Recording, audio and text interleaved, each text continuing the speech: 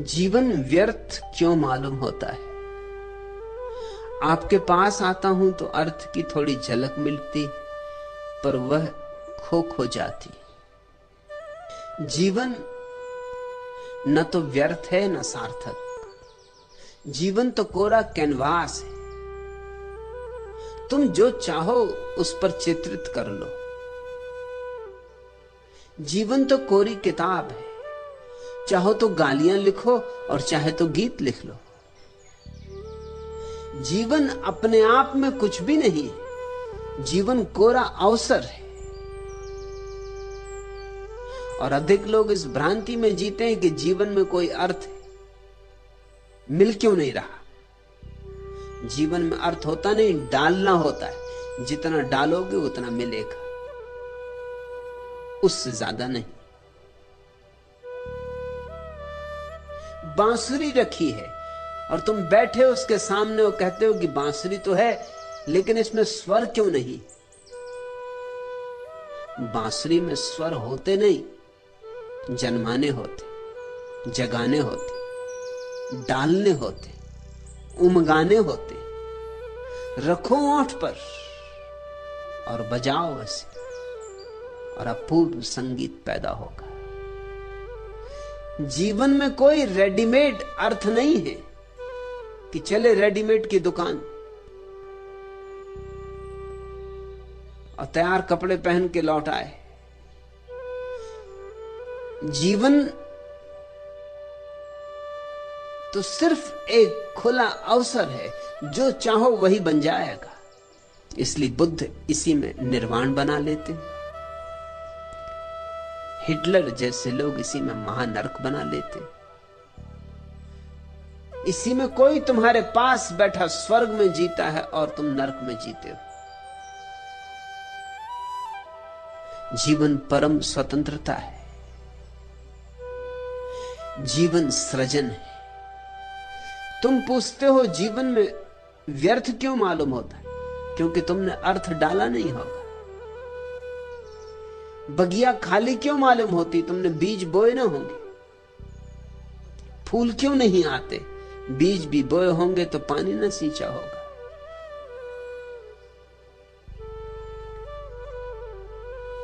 सृजनात्मक बनो तो अर्थ होगा।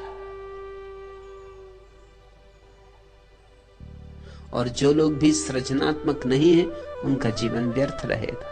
मगर कसूरवार वे स्वयं, कोई और कसूरवार नहीं।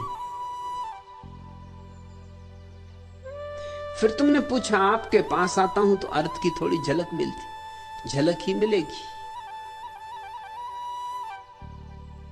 ऐसे ही जैसे कि तुम रास्ते पर चलते अंधेरे में और फिर एक आदमी आ जाता जिसके हाथ में लालटेन है और तुम उसके साथ हो लेते। जितनी देर तक लालटेन वाला आदमी तुम्हारे साथ होता है, रास्ते पर रोशनी होती। फिर आ गया चौराहा और उस आदमी ने कहा, नमस्कार भाई, अब मैं अपनी राह चला। फिर घन घोर अंधेरा है।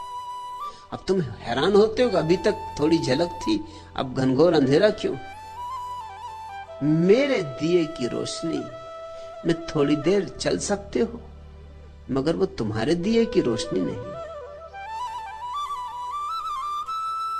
तुम्हारे दिए की रोशनी होगी तो ही सदा रोशनी तुम्हारे सांस रहेगी, नहीं तो झलकें मिलेंगी। बगीचे में गए तो सुगंध मालूम पड़ेगी, फिर घर गए वहां कहां सुगंध मालूम पड़ेगी, जब तक कि तुम्हारा घर भी बगीचा ना बन जाए। मेरे पास बैठोगे थोड़ी देर तो मेरी मस्ती तुम्हें आच्छादित करेगी। मेरे गीत तुम्हारे गान बनेंगे। मेरे प्राणों के साथ तुम्हारा थोड़ा सा संबंध जुड़ेगा, थोड़ा सत्संग होगा, थोड़ा रस बहेगा, थोड़ा तुम भी चखोगे, थोड़ी बूंदाबांदी होगी। मगर इससे केवल इतना ही समझना कि बूंदाबांदी हो सकती है, रोशनी हो सकती है, रस हो सकता है। अब मैं इसे कैसे पैदा करूं? अगर मैं पैदा कर सकता हूं तो तुम भी पैदा कर सकते हो। मैं तुमसे जरा भी भिन्न नहीं हूं। तुम मुझसे जरा भी भिन्न नहीं हो। जो मेरे भीतर संभव है वो तुम्हारे भीतर संभव है। इसलिए मैं इन धारणाओं के बहुत विपरीत हूं। हिंदू कहते हैं कि राम अवतार हैं, ऊपर से आए। अवतार का मतलब ही होता उतरे, अवतरित हुए। मैं इस बात के पक्ष में नहीं, क्योंकि अगर राम अवतार है और उनमें अगर सुगंध है तो हमारे किस काम की? वो तो अवतार है, आकाश से आए हैं, ठीक है। हम तो आकाश से आए नहीं, हम तो जमीन से ही उगे। कृष्ण अवतार है। नहीं, अवतार की धारणा मुझे पसंद नहीं। मुझे तो जैनों के तीर्थंकर की धारणा ज्यादा पसंद है। तीर्थंकर का अर्थ होता है अवतार नहीं, हमारे बीच ही पैदा हुए, हम जैसे ही लोग, ठीक हम जैसे लोग, लेकिन फिर उनके जीवन में फूल खिले, उससे भरोसा बनता है। अगर तुम्हारे जैसे ही व्यक्ति के जीवन में फूल खिल सकते हैं, तुम्हारे ही जैसे मांस मज्जा का बना हुआ व्यक्ति, तुम्हारे ही पृथ्वी का अंग, तो तुम्हारे भीतर भी फूल खिल सकते हैं। तीर्थंकर का अर्थ है जो अपनी ही चेष्टा से तीर्थ बना, जो था ठीक तुम जैसा, लेकिन एक दिन कुछ उसके भीतर घटा कि वह रोशन हो उठा।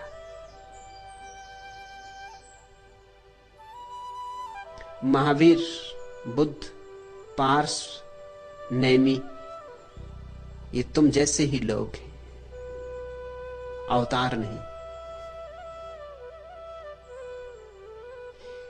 इनका अवतरण नहीं हुआ, ऊर्ध्व गमन हुआ है। ये आकाश की तरफ उठे, पैदा हुए थे जमीन से। तुम भी जमीन से पैदा हुए हो, तुम भी आकाश की तरफ उठ सकते हो।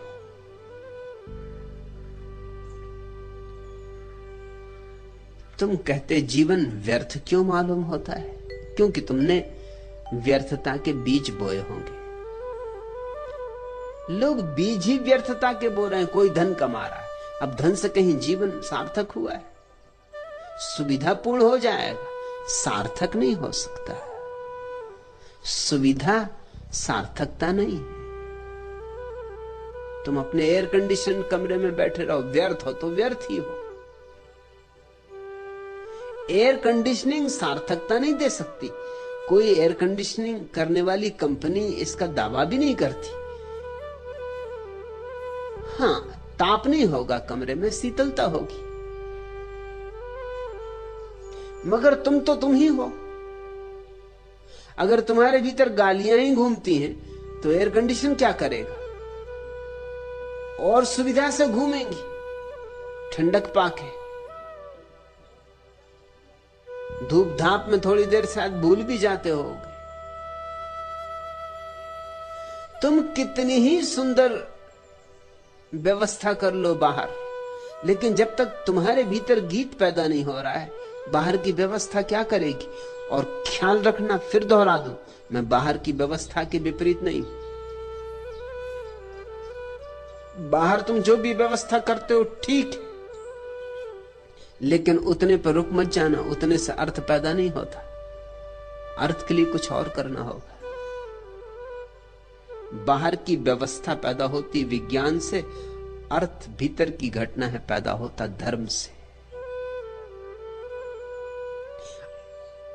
व्यवस्था पैदा होती विज्ञान से, अर्थ पैदा होता ज्ञान से। सुविधा पैदा होती है बाहर के आयोजन से, शांति और आनंद पैदा होता है भीतर के आयोजन से। तुमने भीतर के लिए किया क्या है? धन कमाया, मकान बनाया, बच्चे हैं, परिवार है, सब ठीक, और मैं इनमें से किसी का विरोधी नहीं हूं, मगर भीतर के लिए तुमने क्या किया? भीतर भांवर डाली, भीतर बजी सहनाई, भीतर उस प्यारे को तलाशा, भीतर मारे साथ फेरे, तुम देखते हो 7 फेरे मारने पड़ते हैं जब विवाह होता। ये भीतर के 7 फेरों के बाहर प्रतिबिंब मात्र, क्योंकि भीतर 7 चक्र है मनुष्य के जीवन में, और प्रत्येक चक्र का फेरा लग जाए तो तुम सहस्त्रार तक पहुंचते हो। भीतर के 7 चक्र ही बाहर के 7 फेरे बन गए, और 7 फेरे बांधने पड़ते हैं अग्नि के चारों तरफ। भीतर के 7 फेरे भी भीतर की अग्नि को जगा के डालने पड़ते हैं, और भीतर की अग्नि जगती है प्रभु की प्यास से, प्रज्वलित प्यास से। जैसे कोई मरुस्थल में भटका हो और प्यास लगे, तो उसकी प्यास साधारण प्यास नहीं है, आग है। ऐसे ही जब तुम्हारे जीवन में परमात्मा की प्यास जगती, उसके बिना एक क्षण जीना संभव नहीं, तो तुम्हारे भीतर अग्नि पैदा होती, अग्नि प्रज्वलित होती। वही असली यज्ञ है। और उस यज्ञ के चारों तरफ जब तुम 7 फेरे पूरे कर लेते हो, तो सहस्त्रार में अर्थ का कमल खिलता है। तुम पूछते हो जीवन में अर्थ क्यों नहीं? तो क्योंकि तुमने पैदा नहीं किया है। और आपके पास आता हूं तो अर्थ की थोड़ी झलक मिलती, झलक ही मिलेगी, यह भी कुछ कम नहीं। झलक मिलती तो भरोसा आता है कि अर्थ हो सकता है, फिर अर्थ पैदा करना पड़ेगा। झलक पर ही निर्भर मत रह जाना। वो तो तुम किसी बड़े वीणा वादक को सुनोगे तो मस्त हो जाओ, फिर घर जाके तुम ये मत सोच लेना कि तुम वीणा वादक हो गए। फिर वीणा वादन सीखना होगा। उस मस्ती ने तुम्हें एक याद दिला दी, सच। उस मस्ती ने तुमसे यह कहा कि वीणा से ऐसा चमत्कार हो सकता है। और वीणा तुम्हारे घर में भी रखी है, और तुम्हारे पास भी अंगुलियां हैं वैसी ही जैसे वीणा वादक के पास, लेकिन अंगुलियों और वीणा के तार में थोड़ा संबंध जोड़ने का अभ्यास करना होगा। वही अभ्यास साधना है। तू उठा तो उठ गई सारी सभा, सिर्फ मंदिर थरथराता रह गया। स्वप्न की डोली उठा आंसू चले, धूल फूलों की जवानी हो गई। शाम की स्याही बनी दिन की खुशी, देह की मीनार पानी हो गई। तू गया क्या हाय बेमौसम, यहां एक बादल डबडबाता रह गया। तू उठा तो उठ गई सारी सभा, सिर्फ मंदिर थरथराता रह गया। हाथ जब थामे खड़ा था पास तू, पांव पर मेरे झुका संसार था। हर नजर मेरे लिए बेचैन थी, हर कुसुम मेरे गले का हार था। तू नहीं तो कुछ खिलौने के लिए एक बचपन छटपटाता रह गया। तू उठा तो उठ गई सारी सभा, सिर्फ मंदिर थरथराता रह गया। प्यार दुनिया ने बहुत मुझको किया, पर लगन तुझसे लगी टूटी नहीं। लाल हीरे भी बहुत पहने मगर मूर्ति तेरी हाथ से छूटी नहीं। क्या कहूं हर आईने को किस लिए, शक्ल में तेरी दिखाता रह गया। तू उठा तो उठ गई सारी सभा, सिर्फ मंदिर थरथराता रह गया। कल विदा जो ले गया था घाट से, खिल गया है वह कमल फिर ताल में। नील से कल जो खिली थी, नीम से कल जो निबोरी थी छुटी, है लगी वह झूलने फिर डाल में। एक में ही जो यहाँ तुझसे बिछोड़, रोज आता रोज जाता रह गया। तू उठा तो उठ गई सारी सभा, सिर्फ मंदिर थरथराता रह गया।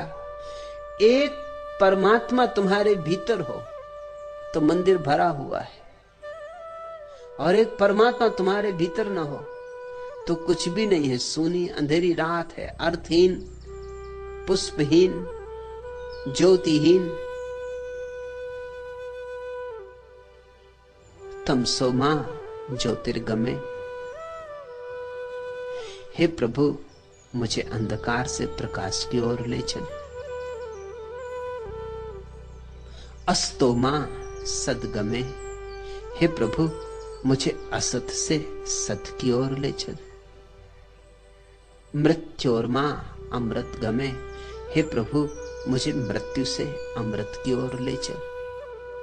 प्रभु के बिना मृत्यु हो तुम, प्रभु के बिना असत्य हो तुम, प्रभु के बिना अंधकार हो तुम।